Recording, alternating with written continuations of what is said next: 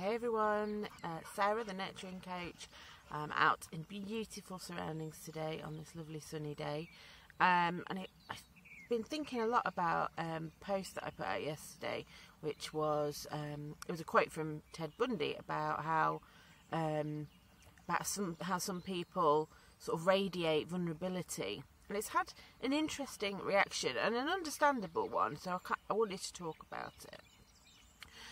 So I can see where people are coming from, that they feel that it's victim shaming in as much as saying you were responsible for your own abuse, and that's not at all what it was about, really. However, I also think that if you go through life thinking that everything happens to you by accident, or that it's an unhappy coincidence, and that you have no control over that, then that's giving away a lot of your power. And a lot of people have said about not having any power. Actually, you have so much power. But I also understand that when you've been abused, you don't feel that, you don't believe that, because it's too painful. There's a lot of people that have hurt you and seemingly had more power, but actually that's external, and no one can control you unless you allow them to. And again, I'm sure some people will say that is victim blaming or victim shaming. It's not. It's more about saying I have control. I control myself. And that's kind of what I want to put across, is that when I talk about, and I will talk about it more because I feel very strongly about it, and this is from personal experience. I've been there. I've done the blaming of the narcissist. I've said everything is their fault. I did everything I could, and they were this, that, and the other, and they ruined my relationship, and I blamed everything on them. But actually, as I've gone through on this journey, that I've learned about them, I've learned about myself, and that's what the point that people miss a lot of the time, is that healing isn't about them, the other person, it's about you, it's about getting to know you. And I've learned what I brought to the table. I've learned where there's things that I did in the relationship which helped, to be honest. There's probably not the right word, but certainly contributed to allowing the situation to continue. And I did a post last week, maybe the week before, about acknowledging that I'm a recovering codependent.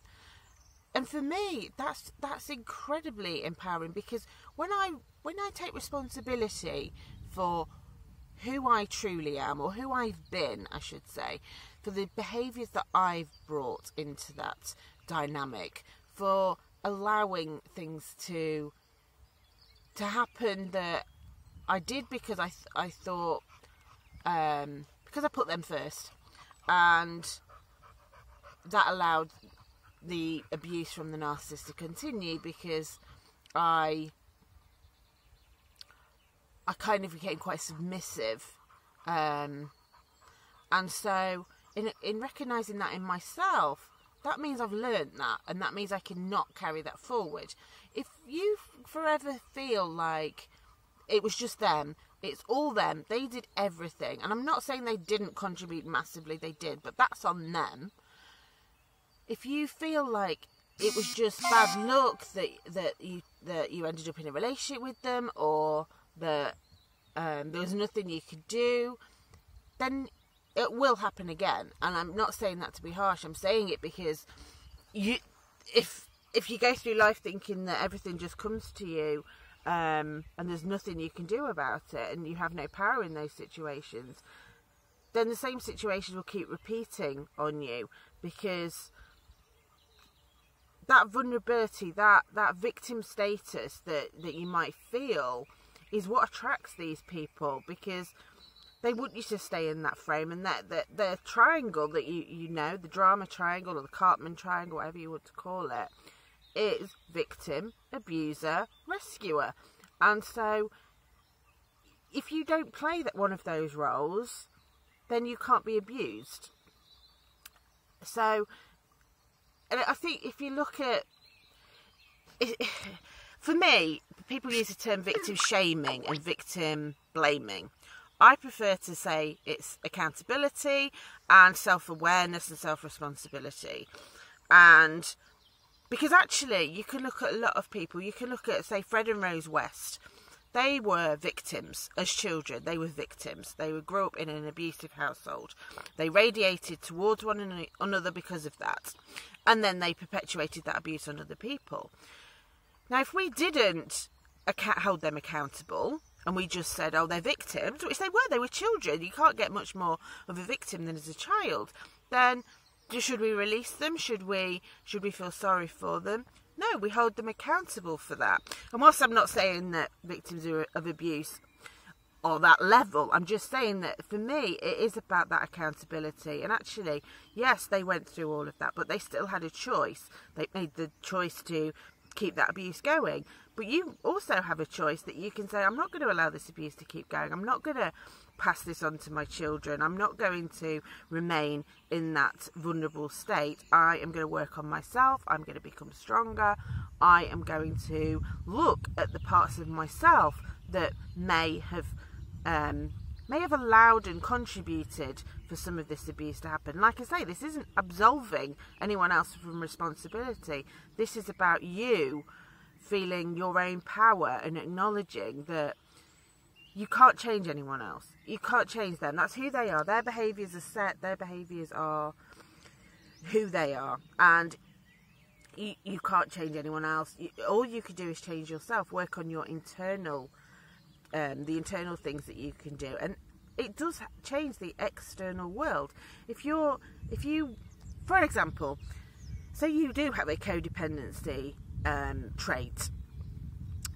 Obviously, someone who's going to take advantage of that, a narcissist, for example, is going to hook in on that and be attracted to that. And so, if you recognise that, if you acknowledge, well, actually, some of the things I did, they did create this triangle. I did play into that. I was codependent. I did like being. I did like some of the roles that we played within that relationship. I liked giving away my power. It felt right because it met a need within me. I'm saying that because that's how I felt. Then you can work on that. You can acknowledge, okay, so how do I not be codependent? How do I move forward from that? And that's what's going to give you your power. That's what's going to stop this cycle from repeating. Not them, not working on them, not hating them. Give them no attention, give them no energy. Focus all of your energy on yourself. And like I say, healing isn't comfortable because it's not just sitting there surrounded by crystals being fanned, if only. It's hard. You really have to look at yourself and take stock of yourself and look at those darker parts of yourself and acknowledge the truth of who you are, the good and the bad. There's a lot about self-love, and self-love isn't just loving you when you're great. Of course it's not, that's easy. It's loving you when you're not that fantastic and loving the parts of you that maybe are a work in progress and aren't as great as you want them to be. But they can be. The first step on anything is acknowledging.